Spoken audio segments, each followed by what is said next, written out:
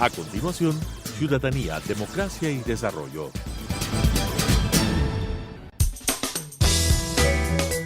Clasificación B, bajo supervisión de un adulto.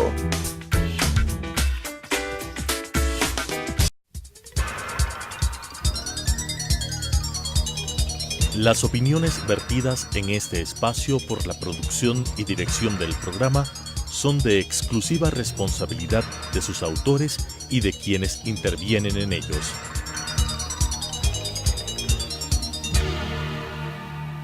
Telesucesos Canal 29 UHF y la Unión Nacional de Periodistas presentan Ciudadanía, Democracia y Desarrollo, un espacio para explorar la acción ciudadana en relación a las políticas públicas y su impacto en la calidad de vida de los ecuatorianos, con la conducción de la doctora Guadalupe Fierro. Ciudadanía, Democracia y Desarrollo. Amigos de Telesucesos y de la Unión Nacional de Periodistas, estamos aquí con un nuevo programa de Ciudadanía, Democracia y Desarrollo para llevar la voz de ciudadanos prestantes de nuestro país sobre temas de interés general. El día de hoy nos acompaña un periodista muy conocido que es Giancano. Él fue educado en la Universidad Salesiana, hizo estudios posteriores de posgrado en España sobre periodismo, pero además es un periodista de investigación absolutamente reconocido por sus pares, tanto así que en el 2018 ganó un premio, el más prestigioso del periodismo ecuatoriano, que es el Eugenio Espejo. Y lo ganó por un artículo de opinión, denuncia, premonitorio, acerca del tema de la manipulación, las irregularidades en el decreto que instauró los impuestos para el tema del terremoto de Manabí. Realmente Giancano es un lujo del periodismo de investigación en el país. Trabajó igualmente en la revista Vanguardia, una de las más reconocidas en esta área. Ha sido editor jefe de la revista Criterios de la Cámara de Comercio. Pero el día de hoy vamos a tratar un tema que es muy importante y de actualidad. ¿Cómo hacen los periodistas para cubrir en zonas de riesgo? Recordemos que nosotros hemos pasado recientemente por un acontecimiento muy doloroso como es el secuestro de 3 de nuestros compañeros, a los cuales presentamos nuestra solidaridad y a sus familiares. Y esto ha hecho reflexionar sobre el tema que nos atañe este día. Jean, díganos, ¿qué riesgos nomás afronta el periodismo en las coberturas? Bueno, muchísimas gracias, Guadalupe. Muchas gracias a las personas que ven este programa de la UNP, excelente, y en esta casa también. Bueno, el acontecimiento es algo muy penoso para todos los que hacemos periodismo.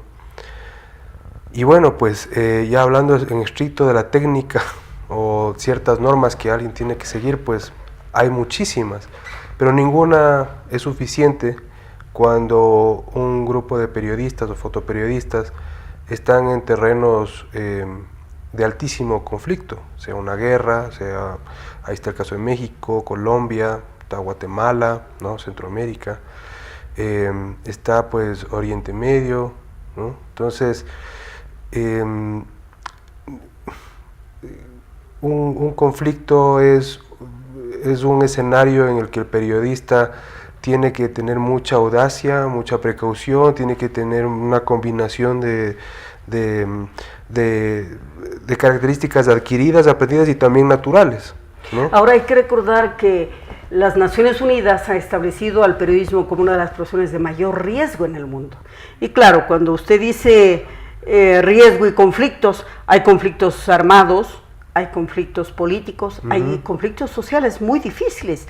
Y el periodista está ahí porque tiene una tarea, que es la de informar, ¿no? Sí. Inclusive hay riesgos que nacen de los desastres naturales. Como decía un compañero nuestro, cuando ocurre el terremoto, toda la gente sale corriendo y el periodista llega a informar al sitio de los hechos. Entonces, esto hace que haya riesgos muy difíciles. ¿Qué riesgos está viviendo el periodismo ecuatoriano aquí? ¿Qué riesgos vivió en la década pasada? ¿Cuáles son los riesgos fundamentales en este momento para el ejercicio periodístico? La verdad, yo veo todo esto como un solo camino. No veo cortes en en el problema que tiene el periodismo en el Ecuador. Esto inicia lamentablemente con el correísmo, Rafael Correa, ¿no?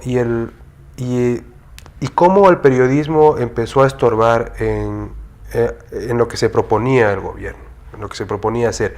Que claro, o sea, en la propaganda se decía que era algo pues, que iba a servir a los ciudadanos, que iba a cambiar la vida de todos, ¿no? Que el pasado se iba a dejar atrás.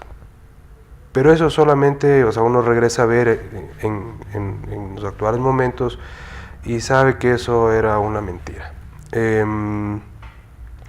Lo que ha sucedido es, este camino está llena de acosos al periodismo, llena de trabas al periodismo, ¿no? Llena de legislaciones, porque no solamente es una, porque está desde la Constitución como servicio público, está las leyes, están los reglamentos también. Todo un entramado destinado a acosar, exacto, a limitar el ejercicio periodístico. A eso se aumenta personas que ejercen la ley de comunicación, como fue el señor Ochoa, y obviamente el actual Supercom, que no desaparece.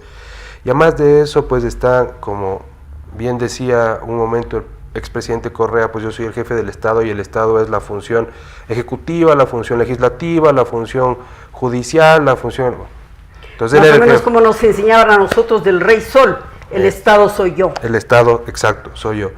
Entonces, si a eso se combina ese ánimo, esa animadversión que tenía el presidente, que tiene el expresidente Correa todavía por la prensa libre, pues claro, el acoso no solamente era con las leyes dirigidas a la libertad de expresión a los periodistas y activistas, en fin, y otros más, sino que también pues se construyó un aparato estatal que reprimía el periodismo. Entonces venían los juicios civiles, ¿no es cierto? Ahí está el caso de Juan Carlos Calderón, Cristian Zurita. Usted mismo también fue confrontado por el expresidente Correa. Claro, o sea, aparte él tenía una absoluta libertad de impunidad, o sea, era una autoridad blindada, lo es hasta el momento, una ex autoridad blindada, en donde pues él tenía ciertas libertades, digamos, entre comillas, de denostar, ¿no? de incluso acabar, o sea, es algo bien grave, porque él acabó o intentó acabar al máximo con lo que es este oficio, el periodismo. O sea, él trató de lastimar empresas, gremios y todo eso, ¿no? Entonces, digamos que es un objetivo, era un objetivo concreto del régimen anterior, el de atacar a la prensa. Usted lo ha dicho muy claramente en un artículo de opinión, en donde dice porque el periodismo siempre está tratando de transparentar lo que el poder quiere ocultar, sí, ¿no? Entonces siempre va a ser incómodo para regímenes que precisamente como ahora sabemos tenía muchas cosas que ocultar. Exacto, entonces este camino continúa, ¿no? Este camino continúa y pues vemos que hay empresas de comunicación debilitadas, hay periodistas que todavía se autocensuran en esta época, porque sí existe eso. El entramado legal que ataca a la libertad de expresión, que no solamente son los periodistas, sino son todos los ciudadanos, todavía está vigente, ¿no? O sea, está vigente la ley. Claro, la comunicación como servicio público, la ley de comunicación, sigue el Código de la Democracia, se sigue respetando la ley de transparencia y acceso a la información. Pues estamos en lo mismo, ¿no? Estamos dependiendo de la buena voluntad del gobernante de turno. Pero Jane, esa es una línea de tiempo, la que usted ubica, que va durante todo este proyecto, digámoslo así, este proyecto político que tiene dos fases. La primera con el señor Correa, la segunda esta que estamos viviendo. Pero ahora nos hemos despertado con una realidad un tanto diferente. Resulta que en estos momentos tan terribles de acoso, no habíamos experimentado una cosa como el secuestro de nuestros compañeros. Entonces ahora, claro, debilitado el periodismo, los medios de comunicación, debilitada la imagen de los medios de comunicación frente a la ciudadanía. Y del periodista como profesión. Y del periodista, ¿no? Entonces, claro, llegamos a un punto en el que nos encontramos ya no solamente con juicios, ya no solamente con ataques verbales, ¿no? Con acosos judiciales, sino nos encontramos ya con acciones delincuenciales incluso contra los periodistas. Este es el camino que hemos recorrido, este es el camino que mostró la Revolución Ciudadana, creo yo, con respecto a la libertad de expresión. Claro, ahora que las cosas, no solamente en el tema de libertad de expresión y el lamentable acto que han sufrido los colegas, pero es como que todo se le está saliendo de las manos al presidente Moreno, todo.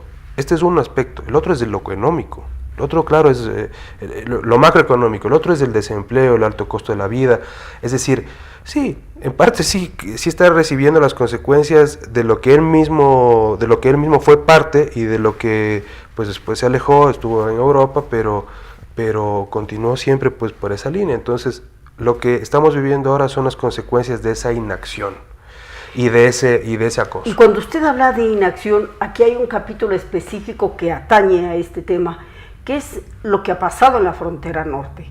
Hay que recordar que en el tiempo del correísmo el discurso de la soberanía ocupó un espacio privilegiado. Es más, ese discurso de la soberanía se convirtió en una especie de emblema y marca que lo exportaba, ¿no? Un líder que defiende la soberanía, etc. Pero la realidad ha sido diferente. Hoy encontramos una frontera desguarnecida, Claro. una frontera con un mínimo de atención a las necesidades básicas de la población que al menor problema huyen o se enrolan en estas actividades delictivas. Y aquí hay un problema grave, Jen, que me gustaría que usted lo comente, porque cada vez más el mundo en general y nuestro país en particular empieza a mirar este tema de la delincuencia organizada, ¿no?, con un verdadero auge muy preocupante.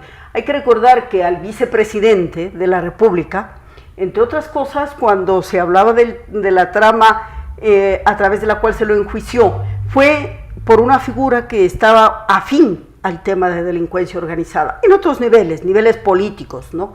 Pero delincuencia organizada. Y entonces aquí uno dice, a ver, hay una delincuencia de la común organizada en altos niveles, y hay una delincuencia política también muy organizada de otra manera, y parecen confluir. Por ejemplo, los señores de la frontera norte tenían el patrocinio de grupos políticos, eran aliados a grupos políticos quienes operaban en la frontera norte. Entonces, ¿qué enfrenta el periodismo ahí? Porque, ¿cuál es en este momento la explicación de las autoridades del Estado? Que tal vez los periodistas se aventuraron a ir más allá. ¿Es verdad eso, Eugene? ¿Debieron detenerse los periodistas y no ir más allá para buscar la información? No. El periodista siempre tiene que, lamentablemente ese es su papel, digamos, en momentos como estos, es lamentable. Obviamente sí hay técnicas, como hablábamos en un inicio, ¿no? Es decir, protocolos, digámoslo sí, así. Es decir, no es censura, pero sí tiene que haber límites, es decir, en el día a día. Es decir, el periodista o el periodista de prensa escrita, el periodista de televisión, ¿no?, que va a un punto conflictivo, tiene un equipo atrás, y ese equipo obviamente tiene pues su solvencia, ¿no es cierto?, sea camarógrafo, sea fotógrafo, un conductor, exacto, la logística. Entonces, claro, el periodista es quien tiene que ir determinando qué hacer en medio de ese conflicto, ¿no es cierto? Entonces, más o menos este caso y otros más. O sea, es lo habitual. Pero sí hay límites, o sea, yo no creo que, claro, o sea, ningún periodista es un temerario que entra a luchar contra los delincuentes. No, entra al campo de batalla y todo guarnecido mientras todo el mundo está con chalecos antibalas, etcétera. No puede ser que el periodista... Entonces, exacto, y este no es el caso, entiendo, este no es el caso de los compañeros del comercio, por eso es que hizo tanto ruido el comentario del señor Navas, del ministro Navas, y también de la vicepresidenta en el plantón, en el primer plantón en Carondelet, que ella dijo, hay protocolos. Entonces, de nuevo es como que se le trata de echar la culpa al equipo periodístico, pero mire, yo creo que son personas que no tienen por qué conocer de periodismo, no saben, y se demuestra que ellos, que han sido los del gobierno anterior, pues tampoco no tienen idea de qué hace en verdad un periodista. O sea, ellos creen que solamente un periodista puede ser similar a un escribano. Un notario que exacto, va y se sienta a que le den las notas, a transcribir notas. O sea, detrás de todo eso hay también, o sea, persiste la visión de qué es un periodista para el gobierno. Entonces un periodista es una persona que está metida donde no tiene que estar metida.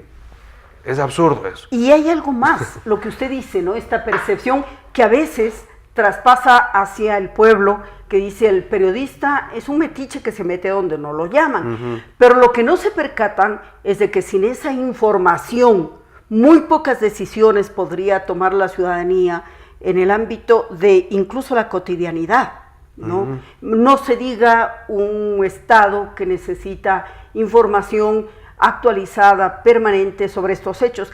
Y aquí hay una cosa importante, lo que ocurrió con el señor Navas, que efectivamente hizo una declaración desafortunada en este sentido, ubicando las responsabilidades en el sitio donde no deben estar, porque las ubicó en los colegas periodistas y olvidó ubicar las responsabilidades del Estado ecuatoriano, que por mandato tiene que proteger al periodismo. Porque aquí hay una cuestión importante. Es verdad que la seguridad pública debe ser precautelada, pero también la libertad de expresión, y aquí hay una colisión de dos derechos. En un frente de guerra, por ejemplo, ¿no? Evidentemente hay protocolos de seguridad, pero ¿quién se encarga de llevar la información de lo que está ocurriendo? Los periodistas, y sin ellos, ¿qué ocurriría? Un oscurecimiento total, por ejemplo, es lo que pasó en Vietnam. Le iba a poner un ejemplo que yo creo que muchos lo conocemos de los periodistas, tal vez la gran audiencia no, pero hay un fotógrafo, Don McCullin, ¿no? Que él es muy reconocido en el tema de cobertura de conflictos, ¿no? O sea, fue prohibido incluso de ir a conflictos armados hasta por la señora Thatcher, ¿no? Margaret Thatcher, porque precisamente sus fotos mostraban en realidad cuál era el fondo del combate, ¿no? O contra quién combatían las grandes fuerzas. La crudeza. Entonces, por eso es que él fue uno de los provocadores, digamos, de esa indignación en Estados Unidos en la época de Vietnam. Porque él acompañó pues varios reportajes con fotografías donde se veía a las fuerzas vietnamitas que eran pues... Y hasta el día de hoy una de las fotos emblemáticas es la de la niña huyendo del napalm, ¿no? Exacto. La gente no sabía en Estados Unidos que estaban bombardeándoles con bombas incendiarias a la población civil. O sea, era una lucha desigual, absolutamente. Entonces, claro, eso es lo que evitan los gobiernos. Ahora incluso, o sea, ha llegado a tal el extremo, ¿no? Que ahora usted tiene un ministro Navas que dice, bueno, pues hay protocolos, o sea, poco dicen, no se metan donde no es seguro, ¿no? Porque tal vez ni nosotros nos metemos, o sea, capaz que yo inferí eso, o sea, porque ni nosotros nos metemos, pues ustedes menos.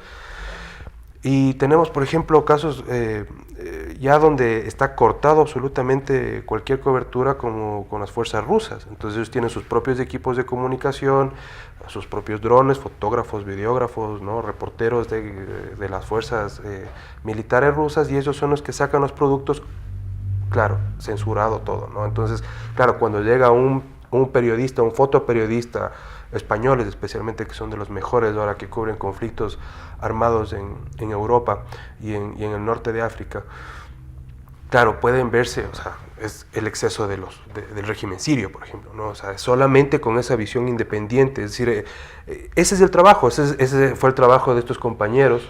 Y ¿no? aquí hay una cosa importante que recordar, no es la primera vez que el señor Navas hace una declaración desafortunada en este sentido. Recordemos que cuando ocurrió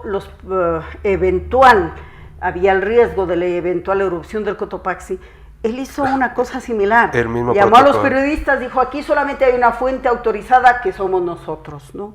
Equivocación total acerca del rol de lo que es la seguridad pública con lo que es el rol de informar del periodista, que no puede ni debe tener limitaciones en la libertad de expresión. Como muchas veces se ha visto, la limitación a la libertad de expresión ha ocasionado verdaderos desastres, ¿no? Ciertamente que hay que tener cuidado, y entonces aquí viene la otra parte. ¿Qué cuidado debe tener el periodista frente a la posibilidad de un riesgo? Por ejemplo, ¿cómo evaluar un riesgo para sí mismo y para el resto de la población? Hablamos hace un momento de que yo sí creo que tiene que haber límites. es un debate ético, es un debate de la profesión, pero yo sí creo que hay límites, y son límites técnicos, incluso humanos a veces. Entonces yo decía que claro, el periodista, sea de prensa o de televisión, pues lleva un equipo detrás, ¿no es cierto? O sea, o lidera de cierta forma un equipo, ¿no? El fotógrafo, camarógrafo, conductor y demás personas, bueno, que pueden acompañar a alguien. Entonces, en un momento de conflicto, pues él es el que va dirigiendo, ¿no? Esta operación de cobertura periodística. Perfecto. Pues siempre hay límites, es decir, para eso también sirve un poco la experiencia, el conocimiento, la preparación, ¿no? Hay la experiencia, guías. exacto, hay guías también, o sea, no es que esto, pues, como digo, o sea, sí tiene algunas partes, o sea, se puede dividir en capacitación, ¿no es cierto?, audacia, pericia, valentía, ¿no es cierto?, y también experiencia profesional. Entonces, si uno combina las tres, en un periodista que tenga, yo que sé, unos de 15 a 20 años de trabajo en un medio de comunicación, ese periodista no va a reaccionar como una persona que tiene un par de años en un diario, en una televisora. Él va a sacar el mismo producto, pero lo va a hacer de otra forma, una forma más cautelosa, más pensado. Va añadida como un plus en esto. Este oficio, yo estoy absolutamente convencido de que este oficio no es de títulos. O sea, no es que mientras tenga 2 masterados, o sea, no es de título, es de experiencia. Mientras más experiencia tiene un periodista, es mejor. También se ve, ¿no?, en las empresas, y puede ser por la situación económica, no sabemos, pero hay muchos periodistas junior que se dicen ahora, ¿no? Bisoños. Exacto, entonces, bueno, pues eso también tenemos en y aquí información. Viene una corresponsabilidad, o sea, es una crítica, pero sí es así. Viene una corresponsabilidad del medio que también no puede enviar a un periodista que todavía no ha adquirido ciertas pericias a sitios donde hay riesgo, ¿no? Esto es importante, pero aquí hay un tema. Si a usted le pedirían, por ejemplo, evaluar un riesgo, ¿no?, ¿por dónde empezaría? Supongamos usted va a cubrir la frontera norte, una hipótesis, usted ha hecho coberturas en las que ha resultado incluso golpeado, porque sí, la gente a la que usted incluso iba a servir con su información no ha entendido su papel y lo han golpeado. Sí, ha ocurrido cosas así. Ustedes ha confundido, bueno, o sea, sí, en algunos momentos los ánimos se exasperan.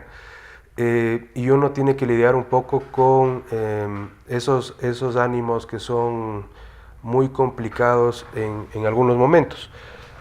Por ejemplo, en el caso de la frontera norte, se requiere, creo yo,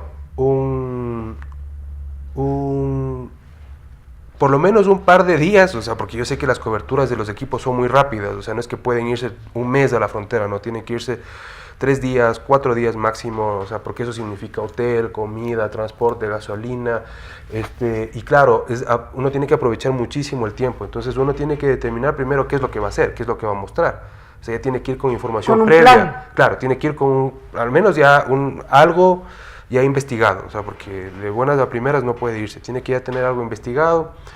Luego, las fuentes van a ayudar a contactar a otras fuentes, las fuentes locales ayudan a contactar a otras fuentes, y esas fuentes, si es que son, por ejemplo, estos escenarios que tienen criminalidad ahí,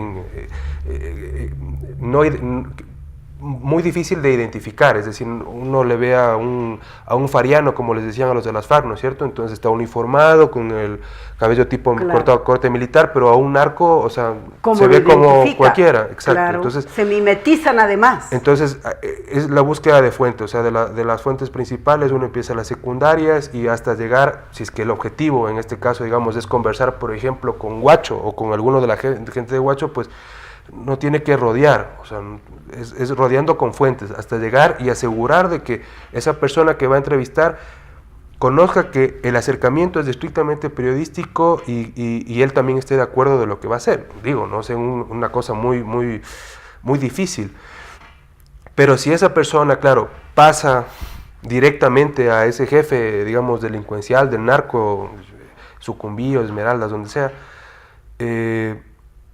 puede tener un serio problema, por ejemplo, ¿no? O sea, ya parece una cosa muy cándida, ¿no? O sea, muy, ¿no? Acercarse, pero suele suceder también. Eso pasa también en nuestro oficio. Entonces, lo que yo creo es que todo este camino que hemos recorrido, ¿no?, de acoso a los medios, ¿no?, del que ya hemos un poco relatado, también ha dejado a muchos, y no digo específicamente en este caso, sino que yo veo que fue tan golpeado el periodismo, fue tan golpeada las empresas, la prensa, ¿no?, que ahora es como que está tratando de levantarse recién del caos que le pegaron, ¿no? Estamos en un proceso de reconstitución. Bueno, miren, queridos amigos, este es apenas el inicio del examen, de un breve examen de lo que significa ser periodista en la línea de combate. Y cuando digo en la línea de combate me refiero no solamente a un escenario donde en realidad se está combatiendo, hay un combate armado, sino incluso en el escenario de las ideas. También hay un combate en el escenario de las ideas. Y el periodismo ecuatoriano ha tenido de eso bastantes batallas en estos últimos 10 años. Ciertamente se ha maltratado mucho a los compañeros y a los medios, como dice Jen, pero también es cierto que ha fortalecido el espíritu de los mejores combatientes, entre los cuales está usted, Jen.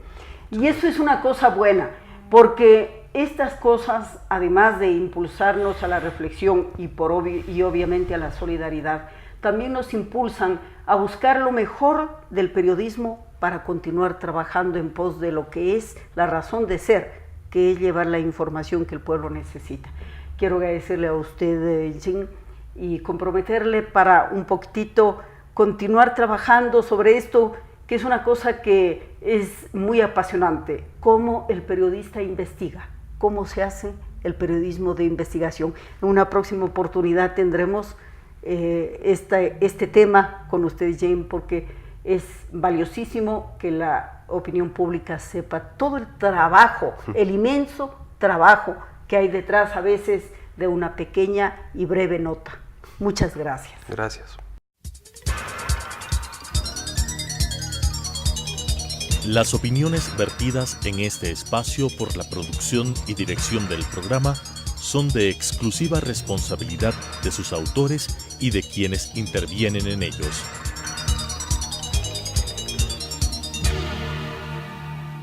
Telesucesos Canal 29 UHF y la Unión Nacional de Periodistas presentaron Ciudadanía, Democracia y Desarrollo, un espacio para explorar la acción ciudadana en relación a las políticas públicas y su impacto en la calidad de vida de los ecuatorianos, con la conducción de la doctora Guadalupe Fierro. Ciudadanía, Democracia y Desarrollo.